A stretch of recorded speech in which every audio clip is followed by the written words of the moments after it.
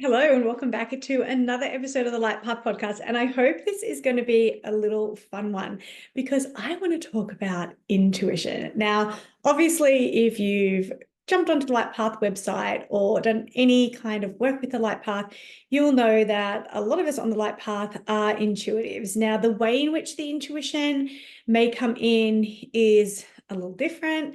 So for me, for example, I see myself as a channel, so I'm able to tap into my intuition or to the story, the energy, the essence of someone else, and really just channel that information through from their higher selves, higher source. But you can do it in many, many different ways. But really, it all comes down to a really strong, healthy, and robust intuition. Now, intuition isn't something that one person has and another person doesn't. I want you to know that whoever you are, wherever you are listening to this, you are a highly intuitive person, but you may not be able to feel that way or tap into your intuition because you haven't worked on it and you haven't cultivated your own relationship with your intuition. That's it. I like to align it to like everyone can sing, right? We can all sing, but some of us can naturally really hold a tune and have a beautiful voice. For others, we have to go to maybe singing lessons to really, fine tune our voice. But even the best singers work really, really hard on their voice. So intuition is just the same, but it's our inner voice and our inner dialogue. And so I think it's important maybe for us to look at like what intuition actually is. And lots of people define it lots of different ways. So I'm just defining it for you, how I define it for myself. And so intuition for me is just inner knowing. Intuition isn't based on my conscious thought patterns. It isn't based on my rational or analytical thinking at all. It's just, I know what I know and I don't know how I know it. I just know that I know it. Can I put that in a dictionary as the definition? I don't think I can. But that is literally how I would define intuition. It's that inner knowing, that inner compass.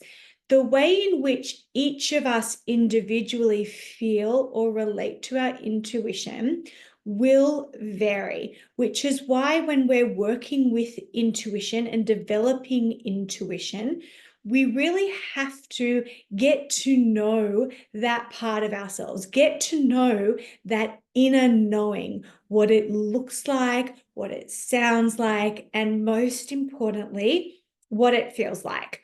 So, first up, I'm going to give you 3 practical ways in which you can today begin to cultivate a relationship with your intuition, which will therefore hopefully enable you to be more trustworthy of your intuitive nudges and your intuitive voice. Because when you're in relationship with it, you'll just get a better understanding for you how it shows up and how it wishes to express itself, and therefore able to invite it into your life experience more often. I then want to talk about ways in which you block your intuition, and just to be aware of those ways that we can be very proactive in blocking our intuition, which of course absolutely doesn't help. But then I also want to talk to you about how emotions really impact our ability to listen to and to trust our intuition. So lots to cover. Let's get into it. Let's get into the fun stuff first. So I want to talk about 3 ways in which you can begin to cultivate that relationship with your intuition. Now, the first is to be very body conscious. By that, I don't mean worrying about what you look like. What I mean by that is our intuition is like a sense. In fact, it is our 6th sense. So we have our 5 human senses that help us sense the 3D world. So the things that we can see, the things that we can smell, we can taste, we can touch, and we can hear. Our sixth sense works exactly the same way, but for the things that we cannot see. Know that no matter what you're feeling or getting intuitive information about, it is always going to be about the unseen or the yet to be experienced. You're not going to get intuition about what you already know or you have already seen or touched or experienced. That's a 3D experience. Intuition is a sixth sense experience. It's about what hasn't really come into the 3D yet, which is why people label people like me mystics, because it seems mystical. Like, how could you know? And we know because we have this sixth sense, and people like me are just highly tuned into it. Simple as that. No magic here, no mysticism here. I just know how my intuition works and I trust it, which is a very important factor. So, your intuition will speak to you a lot through your 3D body. There's a reason why we call intuitive nudges like gut feelings.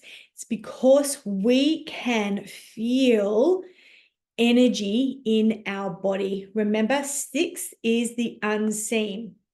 It's usually information traveling around in the form of energetic waves or vibrational frequency that hasn't come down and really solidified enough to be in the 3D. And that's all you're picking up on. Your body is like an antenna for that. So your body can pick up on these vibrational frequencies which yet haven't solidified into your 3D or conscious awareness, which leads to the idea that intuition isn't a left brain analytical process. It's a right-brained feeling and creative process. So, if you are able to become aware of your body sensations, then you're going to start to learn the ways in which you receive this information from your sixth sense. We could swap that out for higher self, your intuition, your guides, your angels. Call it what you want, go crazy. But it's just your sixth sense working and your body picking up on that information or vibration. Once that happens, it switches over to your left brain where we attach meaning or analytics or thought processes to it. So here are some basic things, and I used to do this all the time when I first started to work with my intuition. I want you to notice how your body feels whenever you walk into a different room. Now, I'm not talking necessarily about rooms in your home, but if that, you can feel a shift in your body when you walk into different rooms, go for it.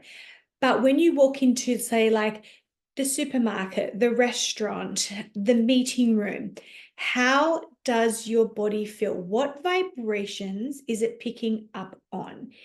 Does it have this like tightening or this restriction? Because we know that what we're walking into is going to be confrontational or uncomfortable. Does it pick up on a lot of sorrow or pain? I used to find this a lot when I would walk into a bar. I walk into a bar sometimes.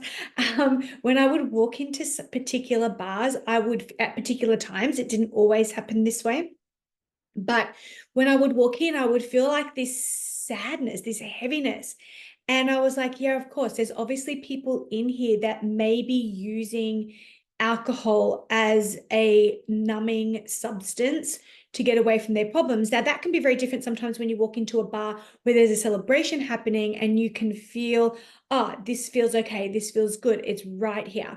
want you to really be observant with your body, because your body will not lie. And a lot of people get their intuitive nudges through their body and how it feels. Now, we'll quickly go to make meaning of that, and we won't always get the meaning correct because sometimes you won't know the data. So when you walk into a bar, you feel a bit like, oh, it feels really dense in here, something good's not happening here, or someone in here is not going through a good time. You're not going to go around to every patron at the bar and just check in with them, right? So you're not necessarily going to know. So you're just going to have to trust that. And I want you to get used to that. I want you to get used to your intuition being something that you may not always know the end result of, but the fact that you feel it is enough. That's all you need to know. If there's something that you need to act upon, you will know, or the situation will present that puts you in the path of doing something about it. I'll tell you a story. Once I was walked into my local pub, and I walked in with my friend, and I just said to her, something feels off. I think we're going to get bad news. So I made meaning out of it. I was like, we're going to get bad news. Did you bring your phone? We're going to get bad news. And she was like, oh no, oh gosh, but she knows me. So she's like, crap, what's going to go on? Literally about 5 minutes later, a guy walked into the bar that I knew from around the area. So I was like, oh, hey. And I went up to say hello to him. I guess we were friendly with each other. And when I said hello to him, he said to me straight, I'm like, how are you? And he's like, oh, good. I just lost my job. Boom. I knew that we were going to get bad news. Now, because obviously we're also self-centered, I thought it was us, but it was him. And so straight away, my intuition had put me in a position where I could support him, where I could talk to him about it and maybe help him in that moment where he wasn't having a very good day. He just lost his job. So trust that the situations will put you in the right, I guess, direction, or put you in the path of being able to help if that is what you're supposed to do. But your body will always tell you. And where I felt that, I guess, the physical sensation, I felt it deep in my solar plexus, which is just below your chest. It's like the seat of your soul. Almost felt a little nervous, like the feeling of dread came into my body. Just a flash, just for a second, but it came in and I just noticed it. And then I was able to see what that was because I was meant to find out. Now, if he hadn't walked in, if I hadn't said hello to me, if he hadn't divulged that information to me, I probably would have walked away out of that bar with no bad news coming to me going, oh, it must have just been someone in there, nothing to do with me. Like I would have totally disassociated from it. So start to notice how your body feels and the sensations that are happening in your body. You know, that feeling like, oh, I just don't feel like going into that space, or I just don't feel like I should be driving there. I feel like I don't feel like I should be getting into that cab or that Uber. Trust your body sensations. Like I said, you may never ever get the evidence of why that was so important, but do it anyway. The second one I want you to start playing with, or a suggestion of something you can start playing with to trust your intuition, is to really test your gut knowings and feelings. Now, in the sixth sense should be just as fun as all the other five senses. It's fun to use your sight. It's fun to taste good things. It's fun to smell stuff, I guess. It's fun to touch nice textures. So same with the sixth sense. This should be fun. I think people take it so seriously because we're being told it's so mystical and only certain people can do it and blah, blah, blah. We're not going to buy into any of that stuff anymore, okay? So I want you to play with it and have a lot of fun with it. So again, this is something I did when I originally started to get to know my own personal intuitive language or voice, or ultimately how my sixth sense operates. So lots of things you can do. Like you can get your own deck of playing cards and shuffle them. Put your hand on the top and just get a sense. Like I sense this is a red card. Is it a red card? I get a sense this is from the hearts deck. Turn it over. Is it? Like play with your intuition. Are you going to get it right all the time? No. Why? Because I guess we overthink and we put so much pressure on ourselves to get it right.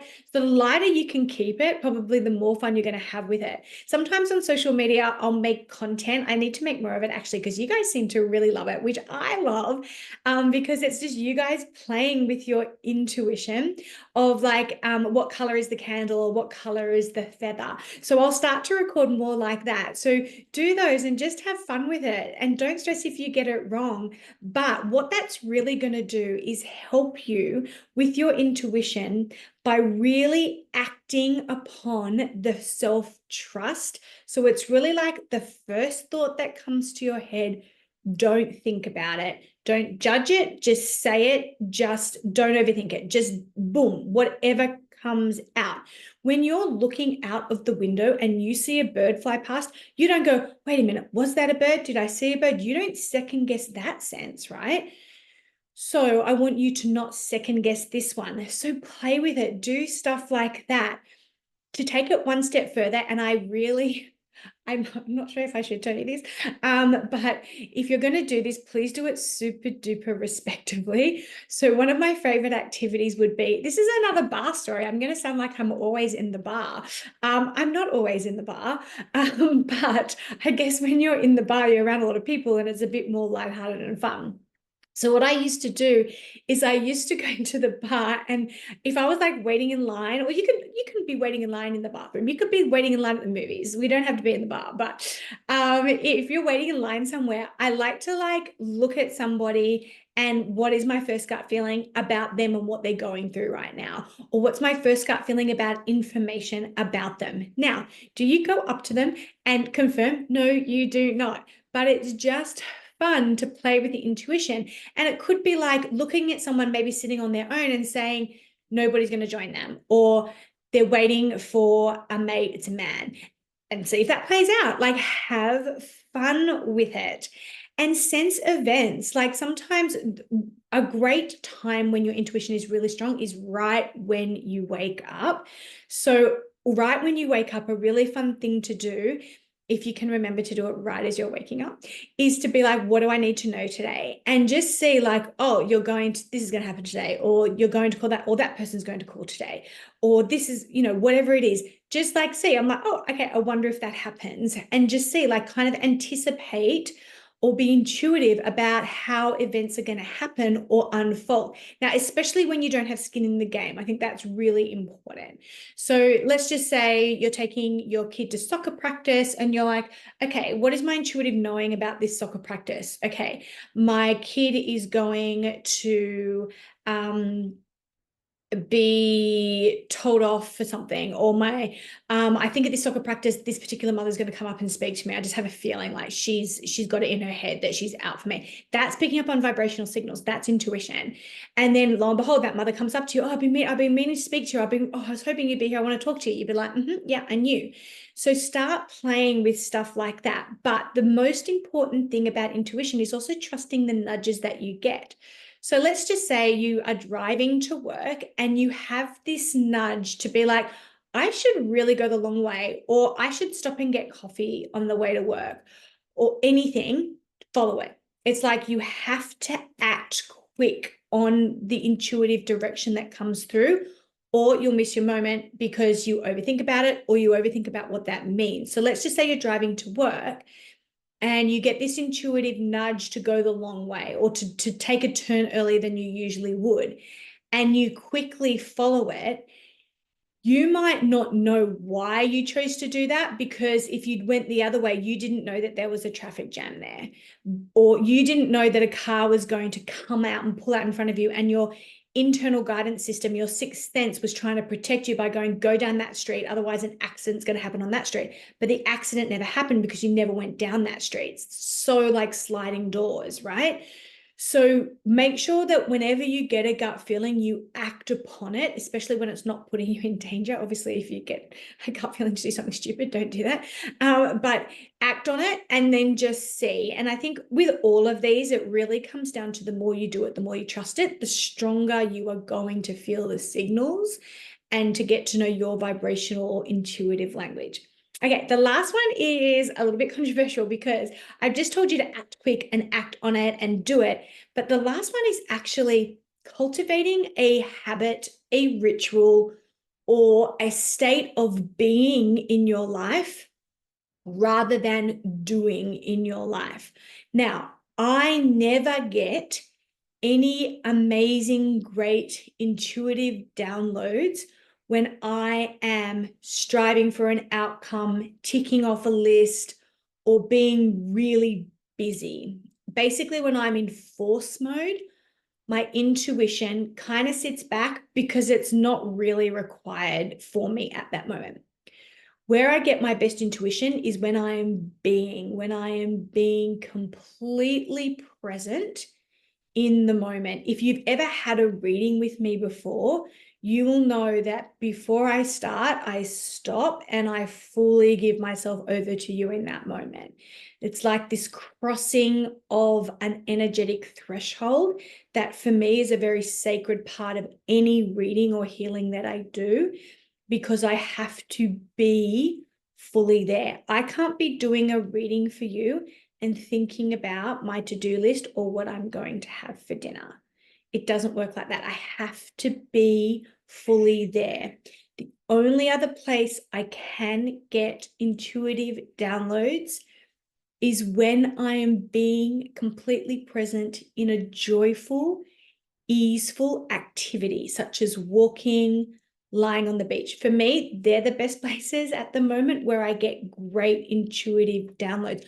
Oh, and in the shower. So basically all in really inconvenient places to write it down. The books I have written in my head on walks, but I can't write them down because I'm on a walk. The voice notes I have in my phone that I can't understand because I'm huffing and puffing and I'm like trying to like speak this intuitive download into a voice note and I can't understand any of it anyway. But it's no coincidence that I have them there. And the reason I have them there is because I am in a state of being. Yeah, I'm doing something, like I'm lying on the beach or I'm walking or whatever, but I'm present in that activity and I'm out. Most importantly, going back to the body conscious one, I'm out of my left brain. So I'm not in that analytical state or problem solving state. So I'm not always in my intuition because I need to be in my left brain a lot of the time. But I will say that I'm very conscious. I'm not as comfortable, or I didn't used to be, as comfortable being in my right, creative, open, flowy side of my brain. For me, that's something that I really had to teach myself because I hadn't cultivated that. And it definitely wasn't prized in my experience. All right, so how do you know when you're not trusting your intuition or you're ignoring it? Here's how you know. You feel really confused and drained. It's like life is hard. You're constantly having to overwork to get menial results. Another way you're not trusting your intuition is you're trying to make meaning out of everything. So, oh, that happened because of this, or everything happens for a reason, or that, and it's like, stop, just trust that it happened for the reason that you know it happened in your gut, and stop trying to attach all these stories to it to appease your emotional state, or more importantly, your egoic state, which brings me on to the next one. You know you're not trusting your intuition when you're in ego as opposed to authentic self. Now, this is when intuition for yourself can get really hard because we are egoic, and that egoic is that fear-based perception. And so often when we have an intuitive nudge for ourselves, we may not trust it because we want a different outcome, or we're not sure that that outcome is our most preferred one. So we quickly put stories around it. We try and self-soothe. We try and change outcomes. And that's why when it comes to intuition, you have to be able to trust it when you don't know the outcome, because that's the whole point of intuition. You don't know the outcome, and you may never know the outcome or the proof that it was true. When you're feeling really overstressed, or you're finding yourself like missing information or opportunities, or things just aren't in flow for you, you know you're not trusting your intuition, when you're indecisive, and especially when you are putting way too much emphasis on asking other people their opinions. You are absolutely not trusting your own intuition. But I want to stress, it is hard to trust your intuition when A, you're not used to it, B, you haven't built up that trust muscle with yourself and have a bank of evidence that you can trust your intuition, and it does lead you to great, fun, more expansive and abundant places. So to do that, you're going to have to take some risks, and you're probably going to have to fail a few times, and that's okay. But you have to understand that your ego is always going to try to jump in to make meaning of your intuitive nudges to suit its narrative of sameness and safety. So I want you to think of the ego as like a circle, like it just repeats. It repeats the same thing over and over and over again, not necessarily because that's what it wants. It repeats it over and over again because that's what feels safe and familiar. That's all the ego is doing. To break out of that, you have to see life as like a spiral, that you're going deeper and deeper and further. And it's not to get back to loop the circle around. It's about exploring. So just remember that the intuitive nudges that come through are not going to make sense at the time, but that's not the point. The point of the intuition is for you to trust on the frequencies that your sixth sense is picking up on, because there is a greater reason for that you are not cognitively currently aware of. Always say to people when I'm doing a reading, I'm just channeling this information. It's not from me. I don't know what it's about. It's your story. I don't know anything that I'm talking about. I'm just giving you the information. Want you to think of your intuition like that. When it says turn right instead of left, when it says do not get in that Uber, when your intuition says call your mum, when the intuition says do not let your son go to that birthday party, or whatever it is, you just have to trust it without the guarantee that you're going to know why. So hopefully that helps. But I do want to stress that your intuition can be, if you cultivate it, a really fun and invaluable tool that you can use to navigate the world, especially if you're someone that is now living more on that 5D frequency. If you've got any tips for your intuition, or you really want to hear more, hit me up. Let me know on our socials under any posts that promote this episode so we can talk about it more, or any questions you may have. I'm more than happy to come back to you and answer them. But for now, give it a go, give some of these techniques a little try, and see what fun you can have by cultivating and building a relationship with your magical, mystical, but also very wise sixth sense. Until I speak to you next time, sending you so much love and light as you walk your path.